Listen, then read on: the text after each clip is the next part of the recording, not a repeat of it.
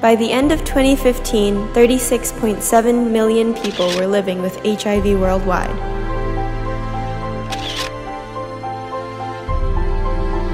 In that same year, 1.1 million people died from AIDS-related illnesses.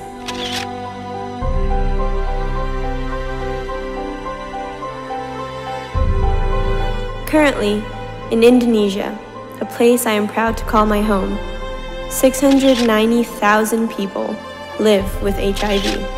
Men, women, children.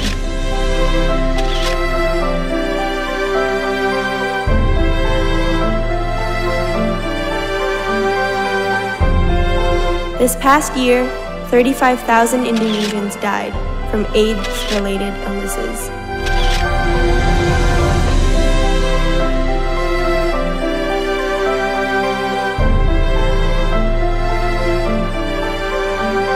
In a developing country like Indonesia, where sex and drugs are rarely points of discussion, it's no surprise that HIV is a taboo topic.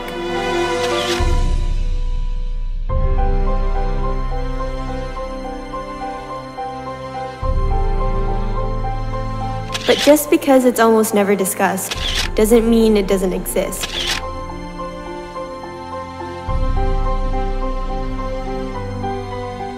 Look around.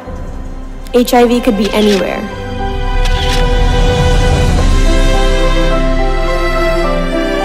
With anyone, at any time.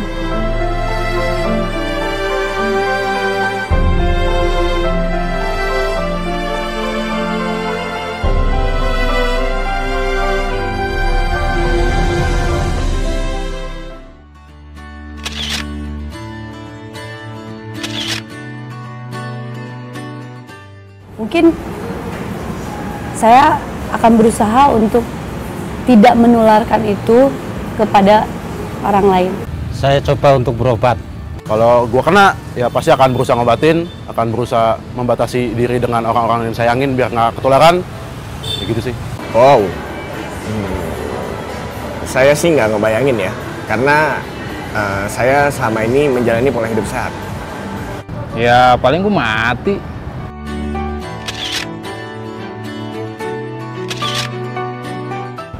Wah, nggak tahu deh. Enggak, kayaknya sih enggak. Saya yakin saya tidak mengidap HIV. Tidak. Saya tidak HIV.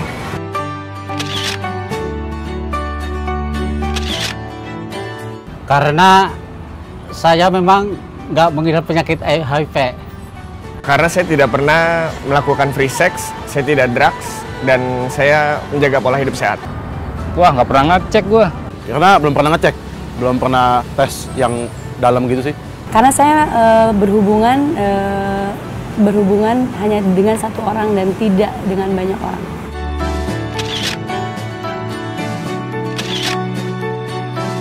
Menurut saya, HIV dan AIDS virus yang menyerang kekebalan tubuh. HIV adalah penyakit yang sangat berbahaya, yang ya karena belum pernah kena aja belum pernah tahu juga apa rasanya, apa gimananya sih gitu. Nggak tahu deh, cuman itu menurut gue penyakit yang bisa membuat orang mati. HIV/AIDS itu penyakit yang menyerang kekebalan tubuh dan mematikan. Itu penyakit yang sangat berbahaya. Ya bahayanya jika orang terkena penurunan penyakit HIV ya otomatis minimal umurnya cepat mati kali.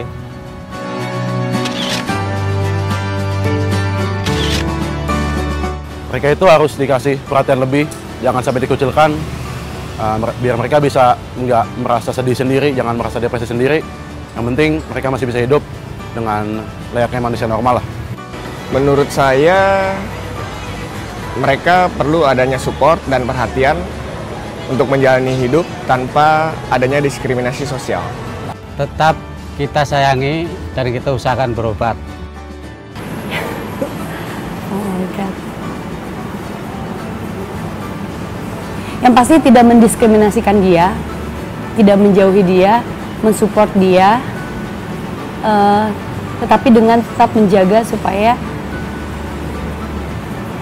saya ataupun anak saya tidak tertular HIV itu. Waduh, gimana ya?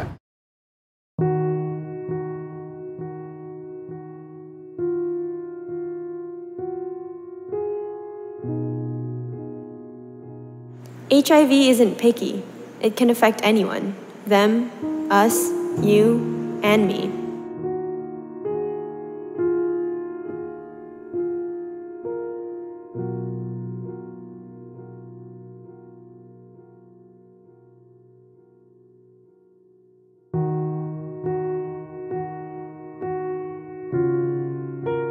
Don't get me wrong.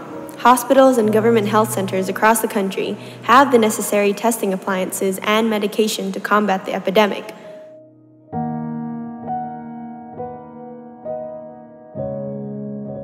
But this solution doesn't factor in the stigma and discrimination against HIV.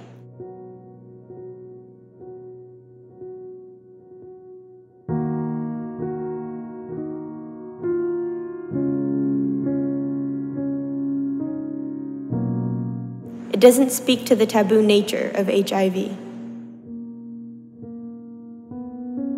In fact, even when given antiretroviral treatment completely free of charge, some people don't routinely take their medication.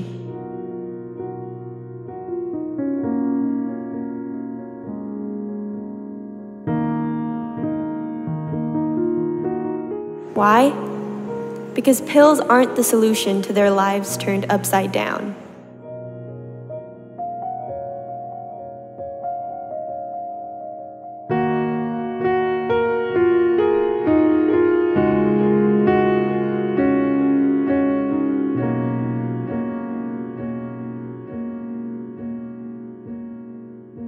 It becomes your problem as much as it is mine.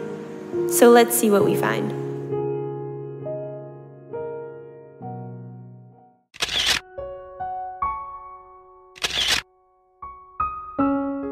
Ibu anaknya berapa? Anak saya sebenarnya 4. Tapi yang meninggal 2, yang hidup 2. Meninggalnya kenapa? Meninggalnya karena sakit.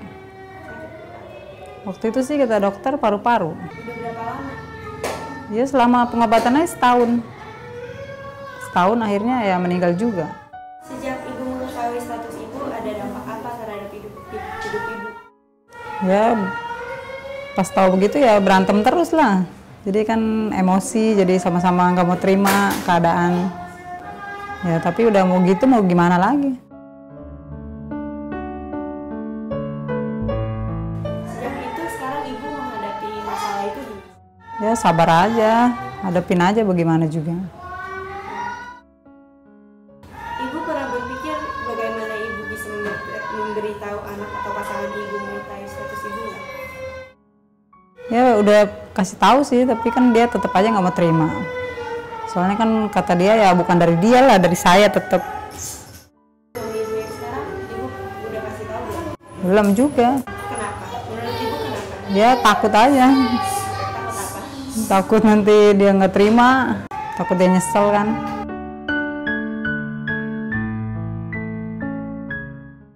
Apa yang di pikiran ibu saat memikirkan status ibu begini terhadap mungkin anak-anak ibu atau suami ibu yang sekarang? Ibu merasa apa dan ada emosi apa terhadap status ibu? Dia pengennya sih marah, tapi ya udah keadaannya begini, harus diterima aja lah. Yang soalnya udah orangnya juga udah nggak ada, udah 10 tahun yang lalu udah nggak ada orangnya juga. Apa yang membuat ibu tetap kuat dan semangat tiap hari? Ya ini anak-anak saya aja. Kalau nggak ada anak saya mungkin yang hidup ini melihat yang meninggal ya mungkin udah nggak kuat dari dulu.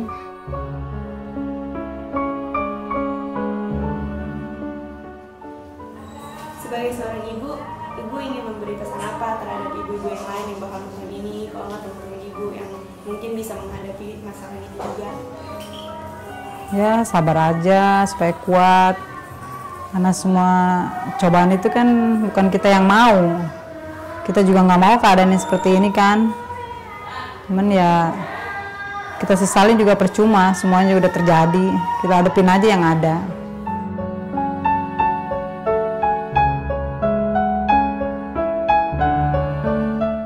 Kalian umurnya berapa? 15.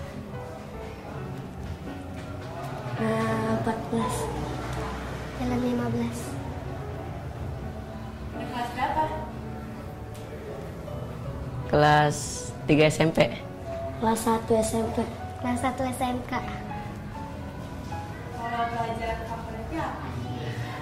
Olahraga. Olahraga. Fisika, Muhammad.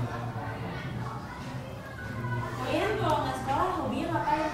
Gimana suka mulainya? Main. Main. Iya, main. Main apa? Main bola. Main basket.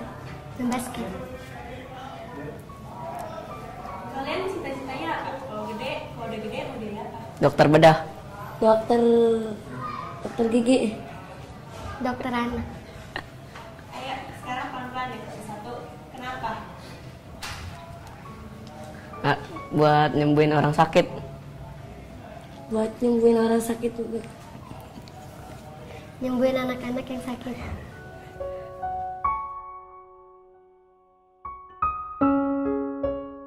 Kalian mau nggak meraih cita-cita kalian? Mau. Mau. Kalau mau meraih cita-cita kalian tuh menurut kalian harus ngapain aja? Belajar.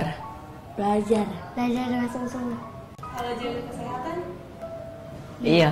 Iya. ngomong-ngomong, kalian kalau minum obat sehari berapa kali? 2 kali. 2 kali. 2 kali. Jam berapa aja? Jam 6. Jam 6. Jam 10. Sebenarnya boleh nggak sih telat minum obat? Nggak boleh. Nggak boleh. Nggak boleh. Tahu nggak Kak? Kalau telat sakit, bisa sakit. Ngedrop. Kan udah tahu kenapa nggak boleh telat dan nggak boleh telat.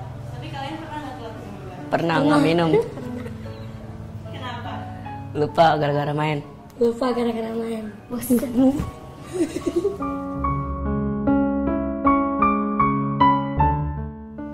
Jadi kalau setiap hari minum obat, biasanya tuh ingat sendiri, misalnya bangun gitu jam 5 pagi, oh iya jam 5 harus minum obat, atau harus diingetin orang. Ingat sendiri. Diingetin. Kadang-kadang diingetin. Ingat sendiri. Tahu udah kebiasaan. Udah berapa tahun minum obat emang? Nggak tahu. Lupa. Udah lama kah belum? Udah. Terus yang nonton film ini juga anak-anak. Kalian mau ngucapin apa ke mereka? Rajin belajar biar bisa jadi dokter. Dan Rajin belajar supaya bisa mencapai cita-cita. Yang nggak pernah lelah minum obat supaya kesehatannya baik.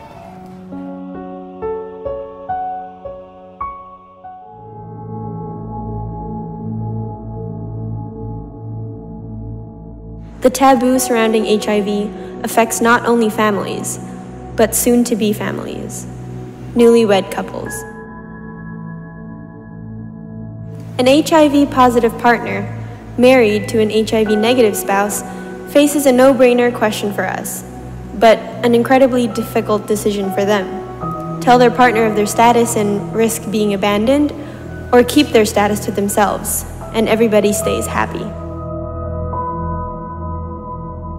The situation worsens when pregnant mothers stray off medication and become at risk of transmitting HIV to their child. This could potentially be the reason behind the increase in Indonesia's new HIV infections, rather than the decreases in neighboring countries.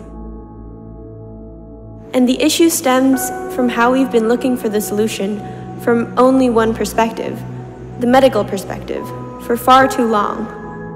The medical mystery of HIV is merely the tip of the iceberg. HIV isn't so much of a medical problem, but a people problem.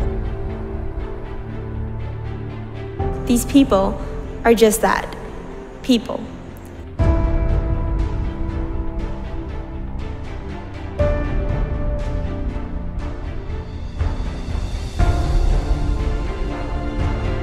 They feel like we feel, laugh, cry, succeed, and fail. They live just like we live, and they deserve as much of a future as we do. We should live to live, not just to wait for the day of our deaths to arrive. So let's give them something worth living for.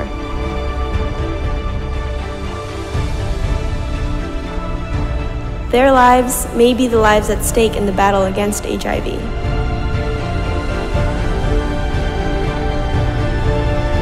But hey, it's our fight too.